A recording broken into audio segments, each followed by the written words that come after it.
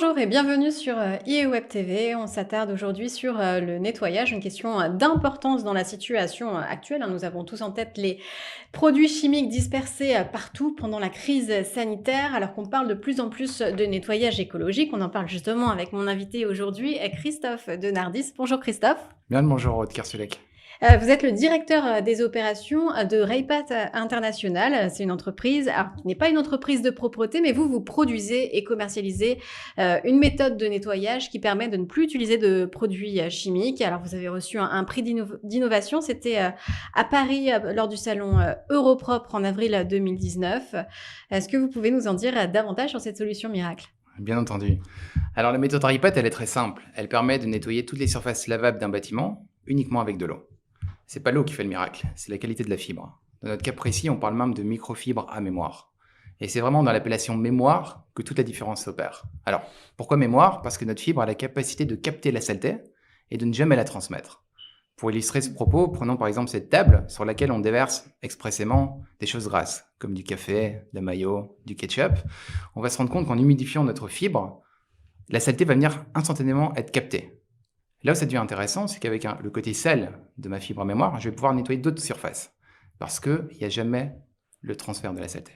Deuxième élément, les poils de nos fibres sont très fins. Et comme ils sont très fins, ils ont accès au micro-creux des surfaces, ce qui nous permet systématiquement de retrouver les vraies couleurs d'origine des surfaces. Alors pendant que je parle, à l'écran est en train d'être diffusée l'image d'un tatami. C'est un tatami dans une salle de sport qui est nettoyé tous les 2 jours par une firme extérieure qui utilise des méthodes classiques de nettoyage. Et pourtant, il s'avère que dès qu'on passe notre fibre à mémoire dessus, on se rend compte que c'est pas aussi propre que prévu. Parce que il faut être conscient que quand on utilise des produits détergents, peu importe la surface, que ce soit sur l'inox, des sols carrelés en thermoplastique, on dépose une pellicule grasse sur le sol et on nettoie, mais en surface et pas à l'intérieur des creux. À contrario de notre système qui permet encore une fois d'aller déloger en profondeur les saletés. Et donc, la saleté, une fois qu'elle est dans la fibre, qu'est-ce qu'elle devient? Alors on est bien d'accord, la capacité d'absorption de notre fibre n'est pas infinie. À un moment donné, elle va être saturée en saleté. Quand elle est saturée en saleté, 2 possibilités. Soit on va en dessous d'un robinet, avec la pression de l'eau et un savon sans adoucissant, équivalent de savon de Marseille ou de savon d'Alep, on arrive à éjecter ces saletés. Ou alors, plus simple, on met tout à la fin de la journée de travail en machine à laver, et c'est la force rotative de la machine qui fait éjecter les saletés. Et alors, est-ce qu'il y a la même efficacité bactériologique ou contre les virus que des produits chimiques? Alors, lorsqu'on nettoie, l'aspect visuel est important. Mais on est bien d'accord que tout ça n'aurait aucun sens si d'un point de vue bactériologique, ça ne suivait pas. Il s'avère qu'il y a 2 éléments qui permettent d'arriver à cette efficacité bactériologique hors pair. La première, c'est la structure de nos fibres à mémoire et ses caractéristiques atypiques que je viens de citer il y a quelques instants. Deuxième élément, il y a des molécules d'argent qui sont intégrées dans les fibres. Et on le sait que l'argent, il est connu depuis des siècles pour tuer tout ce qui est microbes, virus, bactéries, champignons. Et donc, c'est d'ailleurs pour cette raison bien précise qu'il est déployé de manière massive dans le secteur hospitalier notamment, dans tout ce qui est les pansements, les outils chirurgicaux, les blouses de protection, etc., etc. Alors, on n'a jamais attendu la pandémie pour s'intéresser sur l'efficacité bactériologique de notre système.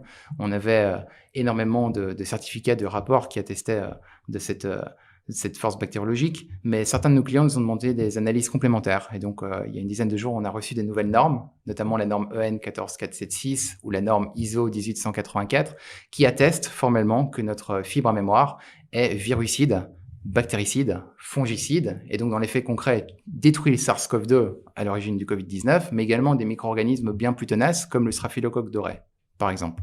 Donc pour résumer ce point, tout simplement, notre méthode RIPAT permet de jouer sur les 2 terrains, tant sur l'aspect visuel que sur l'aspect efficacité. Donc ça fait beaucoup de promesses. Qu'est-ce que ça donne au niveau du porte-monnaie? Est-ce que ça veut dire que c'est plus cher? Absolument pas. Il s'avère que peu importe le secteur d'activité dans lequel on a eu la chance et l'opportunité de mettre en place notre méthodologie, que ce soit des lycées, des collèges, des casernes de l'armée, des hôtels, des restos, on arrive systématiquement à réduire de manière considérable les coûts annuels qui sont alloués au nettoyage et l'entretien d'un bâtiment. Alors après, c'est pas un secret de polichinelle, on le sait tous que les méthodes durables au sens noble du terme reviennent toujours moins cher que les consommables. Dans les faits concrets, il y a différents points qui permettent d'arriver à cette diminution des coûts. La première, c'est la durée de vie de notre matériel. À usage intensif et quotidien, notre matériel se garde 2 ans. Et tout est fait pour arriver à ces 2 ans. On s'occupe de la stratégie de mise en place, de la formation, on implique un maximum les agents d'entretien dans leur travail en leur confiant un kit. Donc du coup, on les responsabilise aussi. Deuxième élément, on le sait ici en Europe de l'Ouest, ce qui coûte cher, c'est le coût de la main-d'œuvre. Et il s'avère qu'avec notre système, un réel gain de temps est généré. Et donc, bien entendu, c'est une réelle source, c'est une réelle plus-value pour les entreprises de propreté de pouvoir gagner quelques minutes par-ci, par-là. Dernier élément, comme on n'utilise que de l'eau avec notre système, il y a une absence de dégâts, tant sur les surfaces que sur les personnes qui utilisent notre matériel. Alors, pour atteindre tous ces objectifs financiers et l'excellence de manière générale, c'est une évidence absolue pour nous d'être bien plus qu'un simple fournisseur. On agit systématiquement en tant que partenaire avec nos clients.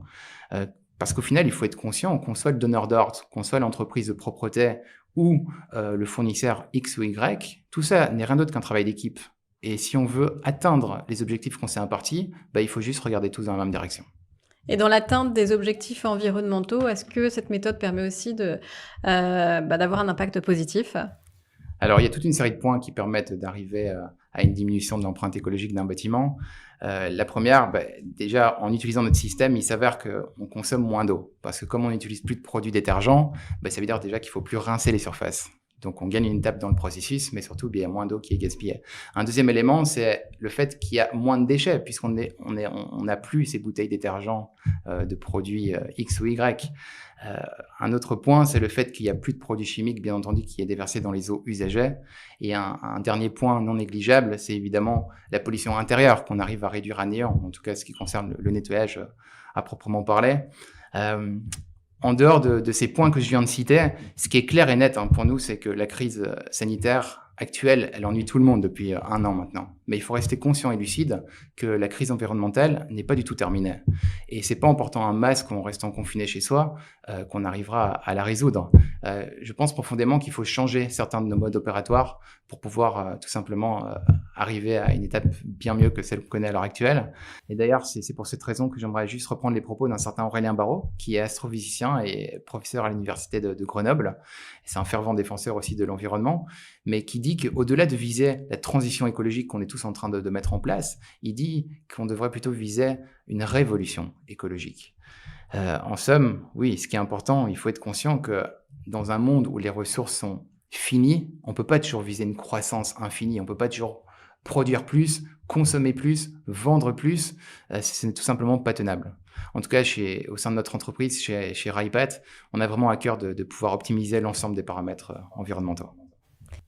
Alors peut-être un dernier mot pour la fin, parce que l'interview se termine maintenant. Oui, écoutez, moi je vous remercie énormément, Aude, pour votre invitation sur votre plateau.